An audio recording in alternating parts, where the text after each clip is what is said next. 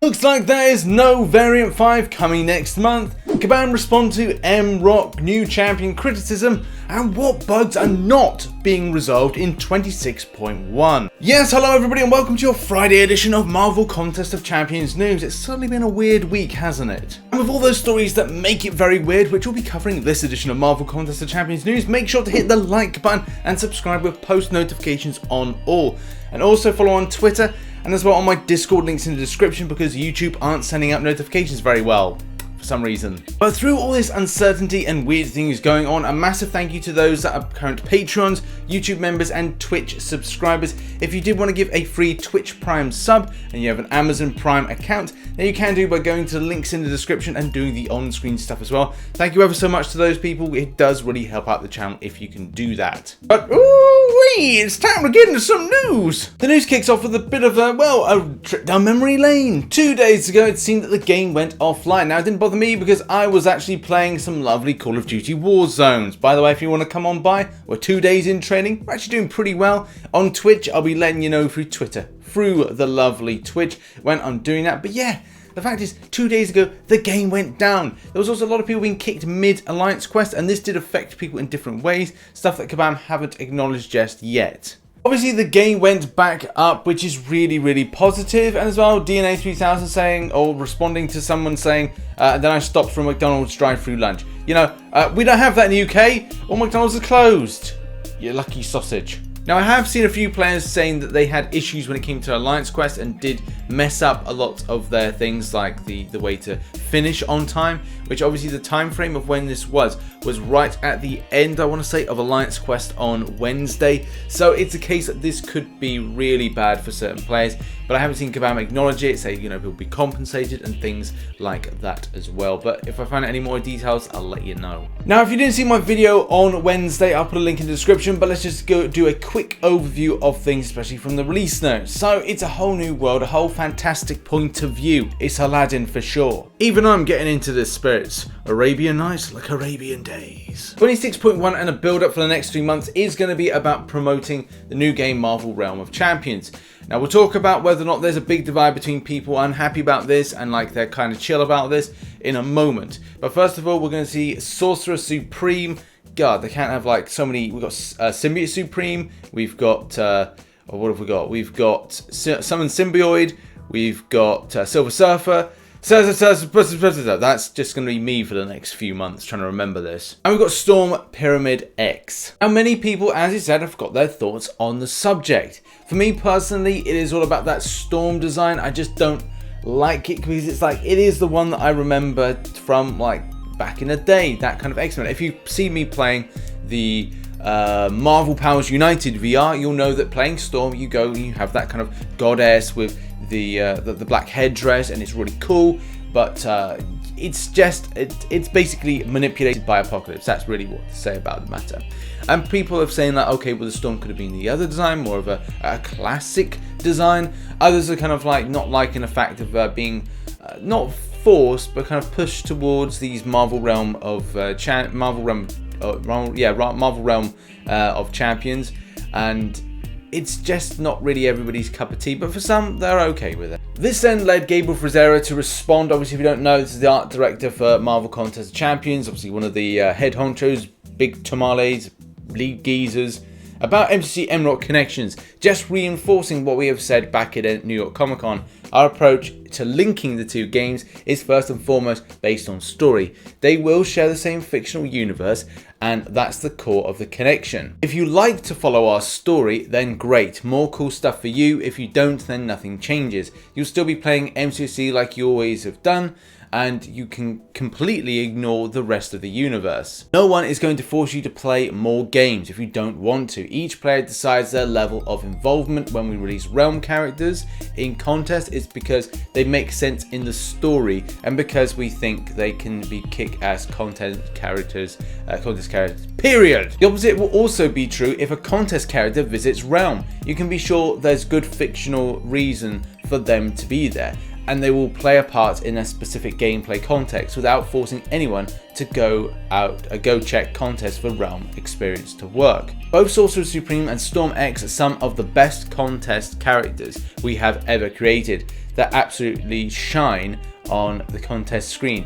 Very proud of both MC and MROC teams for pulling that off. And finally saying you can definitely consider them a taste of things to come, but that said, apples to oranges, they will play very differently in Realm since it's completely different gameplay experience. But what do you think about that response? Put it down in the comment section down below. It's really kind of unusual to see obviously a response like this, especially in this circumstance, but I think a lot of players are quite passionate about the fact, and as I said, my problem really is on a design perspective. Even though Sorcerer Supreme does look good, there were other variants that looked better that could have been put into game. And the Storm Pyramid X, as much as I really do like it and I like everything about it, it just looks fantastic. It's just from that classic point of view, seeing that Storm that I've always wanted to see, not the Mohawk one. I've got no problems with the Mohawk one. I just like a newer design that is very reminiscent of a kind of a classic look, more like with the white. So maybe I should be happy that it's not the complete white that and the white, long white hair that I was, liking from the 90s, early comic books and stuff like that. So maybe fingers crossed. Obviously, fantastic news coming from next month is the faction side of things returning. So regardless if you like MROC characters or want to be forced this agenda of these other characters and this other game, the fact is at least they're doing something in MCOC which is not been put in since 2016, especially if you've seen my video. And that is really cool because you can actually switch between them. So what are your needs? You want resources, you want rank up materials, then you go one way. If you want shards and getting more champions, you go another way. It's simple as that. Also, next month, and at some point, obviously we've had no big announcement for this, but this was meant to be what we were meant to go out to Vancouver to actually test out incursions for, but obviously with the MCOC virus that's currently about at the moment, it means that, we were not able to do this. So we're really looking forward to seeing what these incursions are like. I need some more dark artifacts and I need them ASAP, Rocky. But the fact is that's not going to happen to the end of the month. And if it could actually tie in with how this is with normal dungeons, which as we know is the 20th of every month, then we'll still yet to find out what is going on with that. So more information will be released very shortly, I can imagine. Now we've got to do a bit of comparison work now because there is a bit of a problem, and that is that what is going to be resolved in the next update. There's one key thing that I was hoping would be sorted out in the next update, obviously 26.1, but for whatever reason it's not that, and that is the Kingpin SP2 bug, which is very frustrating, when it comes to this one here. But it does say to be resolved in future updates. However, though, if you go to the 26.1 page and you go down right to the bottom, it is not there. So, Vision Arcus down there, Sunspot, Mojo, Killmonger, Thing, Grandmaster, Cable, Black Panther, Annihilus, Aegon, and then just like, well, where is it? It's not there. So there are going to be some things that are going to be resolved and not going to be resolved, which, let's face it, isn't exactly brilliant with that. So I don't know if Kabam have some future work to do on it, but it depends what kind of team. Are they full strength team? Obviously, with the MCOC virus at large at the moment, it does mean for some very sketchy times, especially for developers, which, let's face it, they've got to be in a close environment. There's going to be air conditioning on, and obviously that's a really bad spread of any airborne pathogens. Is that the word? I think pathogens. Is it airborne pathogens? What is it called? No idea. Okay, what are that? That's staying in the edit.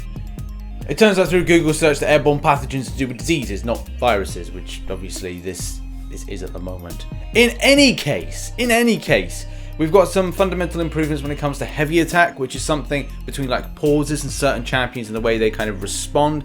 It is vitally important, especially for players when they're playing certain champions. Obviously, the list is there, and and now onto arena predictions. We're going to keep it fairly the same, and the biggest problem is submitted stuff. I really welcome people to submit. If you want cutoffs and predictions for this stuff, then come to this forum post here on a Monday when everything's done with that arena and all the results have come out, because it does really help, because we're like a week without anything being posted. I know a couple of people have sent me stuff, but it's nice to get like a broader perspective.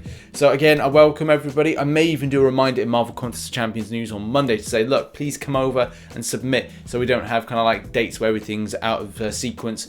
We can't give people the most up-to-date stuff, but I'll go with whatever's up on at the moment, about like, you know, 4.8 mil for the 1 to 10%, and again like lower threshold for like 3.6%, 3.6 mil for the 11 to 30%, those kind of things. But yeah, it's really helpful if we kind of get all that stuff, then we can give out to the community information on what the cutoffs are. And we've now just got enough time to do a White Striker crystal reaction. Thanks for sending this through. First of all, with his legendary crystal, he's picking up, look at those 5s, and it lands on a 5-star Captain Marvel even. That's amazing luck, especially from those legendary crystals. And here we go with 7 5-stars. Yes, whoa, 7 5-stars. What could come out from this? The first one up is gonna be, oh, it's a Red Skull. Not too bad. First time getting it, but obviously there's, hopefully, fingers crossed, more decent to come. And with his next 5-star, he's gonna pick up hopefully something good that he needs.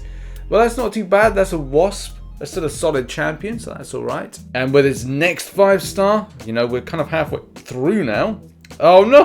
Oh, well, that's all right. I thought it was gonna land on Groot. Man, that's still pretty good. And getting the Awakening, very nice. Here we go. There's 3 more left. There's 1 in a spin, and it lands on. Hey, look at that. Have you got this one? No, first time. Fantastic. Okay, next 5-star now. Spin, spin to win. Hey, that's pretty solid. Nice, picking up the Killmonger. That's a 5-star. I want that champion at 5-star. Oh, it's like the way it's like the other Spider-Man that you would want to the right, man. That's annoying. And the final 5-star is in the spin. What could this be? Could this be helpful for him? I do not know.